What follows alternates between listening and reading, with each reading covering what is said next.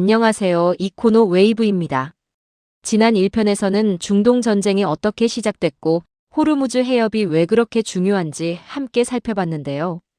오늘 2편에서는 이 전쟁이 우리 실생활, 특히 유가와 물가에 어떤 직접적인 영향을 주고 있는지 구체적으로 함께 알아보겠습니다. 1편을 아직 못 보신 분들은 채널에서 꼭 먼저 확인해 주세요. 그래야 오늘 내용이 훨씬 더 잘 이해되실 거예요. 자, 그럼 시작해 볼까요? 현재 국제 유가가 배럴당 100달러를 넘어서고 있습니다. 배럴이라는 단위가 익숙하지 않으실 수 있는데요. 1배럴은 약 159리터입니다. 드럼통 하나 정도 되는 기름량이에요. 이 기름 한 통을 사는데 100달러, 우리 돈으로 약 14만 원이 넘게 드는 거예요. 왜 이렇게 올랐냐고요?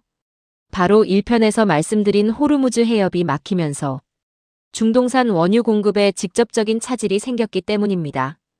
경제의 가장 기본 원리가 있죠. 수요는 그대로인데 공급이 줄면 가격은 오릅니다. 지금이 딱 그 상황이에요. 그런데 유가 상승은 단순히 주유소 기름값만 오르는 게 아닙니다. 여기서부터가 정말 중요한 포인트예요. 유가가 오르면 왜 모든 물가가 함께 오를까요? 도미노처럼 연쇄적으로 이어지는 구조를 설명해 드릴게요. 첫 번째 도미노, 교통비가 오릅니다. 버스, 택시, 지하철 요금이 오르고 항공 요금도 함께 올라요. 비행기 연료가 석유에서 나오거든요. 두 번째 도미노, 물류비가 오릅니다. 트럭이 기름을 써야 물건을 나를 수 있잖아요. 물류비가 오르면 그 비용이 상품 가격에 그대로 반영됩니다.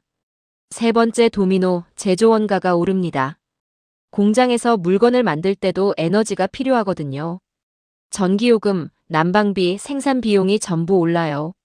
네 번째 도미노, 식품과 생활용품 가격이 올라요. 농사에도 기름이 필요하고, 식품을 운반하는데도 기름이 필요하고, 포장재를 만드는데도 원유가 필요하거든요.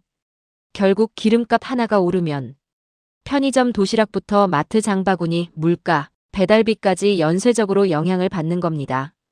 지금 실제로 항공, 화학, 물류 산업이 급등하는 비용 때문에 큰 부담을 안고 있고요. 생활비 전반이 오르고 있는 상황입니다. 이제 조금 생소하실 수 있는 단어 하나를 짚어볼게요. 바로 나프타입니다. 나프타 처음 들어보시는 분들 많으실 텐데요. 나프타는 원유를 정제할 때 나오는 물질로 플라스틱, 합성섬유, 화학제품을 만드는 핵심 원료입니다. 우리가 매일 쓰는 페트병, 포장재, 화장품 용기, 옷의 합성섬유, 비닐봉지 등이 모두 나프타에서 만들어지는 거예요. 문제는 우리나라가 나프타 수입의 절반가량을 호르무즈 해협을 통해 들여오고 있다는 점이에요. 해협이 막히면서 지금 나프타 공급이 부족해졌고 그 결과 국내 일부 석유화학 공장들이 가동을 줄이거나 중단하고 있는 상황입니다. 여수산단 일부 공장이 가동을 멈춘 것도 바로 이 나프타 공급 차질 때문이에요. 이건 단순한 공장 문제가 아닙니다. 앞으로 플라스틱 제품, 생활용품 공급 부족과 추가 가격 상승으로 이어질 수 있는 중요한 경고 신호입니다.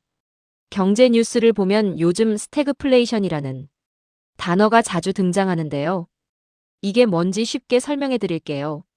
스태그플레이션은 두 단어가 합쳐진 말이에요. 경기 침체를 뜻하는 스태그네이션과 물가 상승을 뜻하는 인플레이션이 합쳐진 거예요. 쉽게 말하면 경기는 나쁜데 물가는 오히려 오르는 최악의 조합입니다. 보통은 경기가 나빠지면 소비가 줄고 물가도 함께 내려가는 게 자연스러운 흐름인데요. 스태그플레이션은 반대로 경기가 나쁜데도 물가가 계속 오르는 상황이에요. 지금이 딱 그런 우려가 있는 상황입니다. 유가 상승으로 물가는 오르고 있는데 기업들은 비용 증가로 생산을 줄이고 있어요. 일자리가 줄고 소득이 늘지 않는데 나가는 돈은 계속 늘어나는 상황이 되는 거죠. 서민들 입장에서 가장 힘든 경제 상황이 바로 스태그플레이션입니다. 지금 경제 전문가들이 가장 우려하는 시나리오이기도 해요. 그렇다면 지금 한국 경제는 어떤 상황일까요? 첫 번째로 환율 문제입니다. 중동 위기가 심화되면서 원달러 환율이 1,500원대를 돌파했어요. 환율이 높으면 수입 물가가 더 올라서 인플레이션 압력이 더 커지는 악순환이 됩니다. 두 번째로 기업 부담 증가입니다. 항공, 화학, 물류 기업들은 비용이 폭증하고 있어요. 이 부담은 결국 제품 가격 인상이나 직원 감축으로 이어질 수 있습니다. 세 번째로 가계 부담 증가입니다. 식료품, 교통비, 생활용품 가격이 함께 오르면서 가계 실질 소득이 줄어드는 효과가 나타나고 있어요. 특히 저소득층과 청년층의 부담이 더 크게 느껴질 수 있습니다. 네 번째로 금융 취약층 문제입니다. 물가가 오르는 상황에서 금리까지 높게 유지되면 대출 부담이 커지고 가계 부채 문제가 심화될 수 있어요. 그렇다면 앞으로 우리가 뭘 주목해야 할까요? 딱 세 가지 지표를 기억해 두시면 됩니다. 첫 번째, 국제 유가입니다. 배럴당 110달러를 넘어서는지 여부가 중요해요. 이 선을 넘으면 충격이 더 크게 확산될 수 있거든요. 반대로 협상이 타결되면 유가는 빠르게 내려올 수 있어요. 두 번째, 소비자 물가 지수 CPI입니다. 인플레이션이 얼마나 빠르게 오르고 있는지 확인할 수 있는 핵심 지표예요. 이 수치가 올라갈수록 연준이 금리를 내리기 어려워집니다. 세 번째, 원달러 환율입니다. 환율이 1,500원을 넘어 안정되는지 아니면 더 오르는지 주목해야 해요. 환율이 오르면 우리가 수입하는 모든 것에 가격이 함께 올라가게 됩니다. 이 세 가지 지표의 방향성을 함께 보면 앞으로 우리 생활 물가가 어떻게 움직일지 어느 정도 예측해 볼 수 있어요. 오늘은 유가 상승이 우리 생활에 얼마나 광범위하게 영향을 주는지 함께 살펴봤습니다. 기름값 하나가 단순한 주유소 문제가 아니라 도미노처럼 우리 생활 전반에 파도처럼 밀려온다는 것, 이제 느껴지시죠? 중동 전쟁이 빨리 마무리되고 유가가 안정되는 것이 지금 우리 경제에 얼마나 중요한 일인지 다시 한번 실감하게 됩니다.